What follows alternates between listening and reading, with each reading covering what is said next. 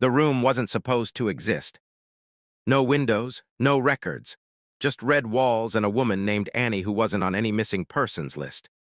When police finally forced open that door in a quiet suburban duplex in Ohio, they expected to find a victim.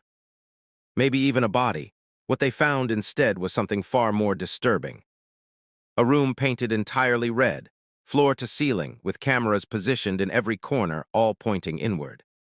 And Annie, sitting calmly in the center, wasn't afraid of them. She was afraid of leaving. When investigators finally entered the room, they realized Annie wasn't the victim. She was the architect of her own nightmare, who built the Red Room. Why was Annie living inside it, and why did no one report her missing? These are the questions that kept detectives up at night. Neighbors described her as polite. Landlords said she paid in cash, always on time. But no one could explain where she came from or why she never left after dark. Her mail piled up uncollected, her curtains stayed drawn. And when anyone asked her about her past, she smiled and changed the subject. She had no social media, no emergency contacts, no family anyone could trace. And then investigators found the tapes, hundreds of them, all labeled with dates going back 4 years. Before we dive deeper, let us know in the comments where you're watching from. We'd love to hear from you. And if you're new here, click on the subscribe button so you never miss any of our upcoming videos. Annie wasn't always a mystery. She had a routine. A job at a local grocery store where she worked the early morning shift, stocking shelves before customers arrived. She lived in a modest apartment on the east side of town, kept to herself, and told people she was starting over. Her coworkers remembered her as quiet but kind. She never complained, never called in sick, but there were small things that didn't quite add up. She hated bright lights, always requesting the dimly lit aisles. She wore long sleeves even in summer. And she had a strange habit of crossing dates off a calendar on her phone, one by one, as if counting down to something. One coworker recalled a conversation they had during a break. Annie had mentioned she was redecorating her new place. When asked what color she was painting it, she paused, looked down, and said quietly that red felt safer. That door, the one to her new apartment, would become the last place anyone ever saw her freely walk into. It started with a wellness check. A concerned postal worker noticed 3 weeks of mail stuffed in Annie's mailbox and called the non-emergency line.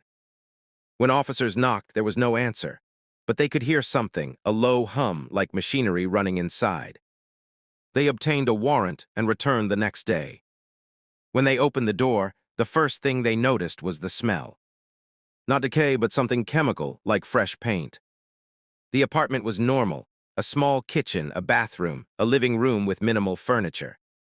But there was one door at the end of the hallway that didn't match the others.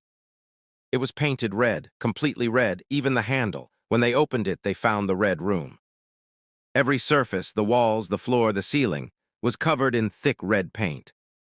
There was no bed, no bathroom, no furniture, just cameras. 4 of them mounted in each corner, all facing the center of the room.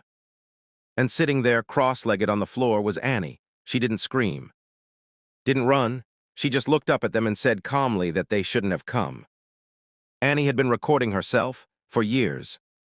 If you're still following this, comment, "I'm still here," because it only gets darker from here. But the final tape wasn't recorded by Annie. At first, detectives assumed human trafficking. Maybe a cult, some kind of psychological experiment conducted by someone else. But as they dug deeper, every theory collapsed. There were no fingerprints in the room but hers. No signs of forced entry, no restraints, no evidence that anyone else had ever been inside. Annie's bank records showed she had paid for the apartment herself, signed the lease herself, and purchased all the paint and equipment herself. The cameras were cheap models bought online. The tapes were stored in labeled boxes, organized by date. Some showed her sitting silently for hours. Others showed her talking to the camera, describing her day in monotone. But the final tape was different. It was recorded the night before police arrived. Annie sat facing the camera and spoke directly into it. She said she knew they were coming, that someone had probably called. She said the world outside was too loud, too unpredictable, too full of things she couldn't control. But in the red room, nothing could surprise her. A therapist's report later revealed Annie had been diagnosed with severe anxiety and PTSD years earlier, after witnessing a violent home invasion. The report included a single line that made investigators pause. Subject associates control with safety. Then police realized something chilling. Annie had signed the lease herself, paid for everything herself. Built the red room herself. She wasn't a prisoner, she was hiding. On the final tape, Annie looked directly into the camera and said something that still haunts the officers who watched it. She said that in the red room she was safe, that the color red reminded her of warning signs, of danger she could see coming. That if everything around her was already red, nothing else could turn red to warn her. She had trained herself to live in constant alert, so nothing could catch her off guard again. Annie wasn't imprisoned, she was hiding from the outside world. She had created her own controlled environment, a place where she decided the rules, the lighting, the sound, the color. A place where nothing unexpected could happen. When the case officially closed, the room was sealed. Annie was placed under psychiatric evaluation and later moved to a long-term care facility. But some investigators believe she may have requested a private room, and that she asked for it to be painted a specific color. They believe Annie may have built another one, so here's the question.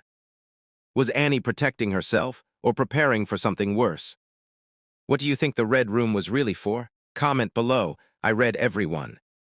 Subscribe for real-life mysteries that don't let you sleep. And if this story unsettled you, the next one will haunt you.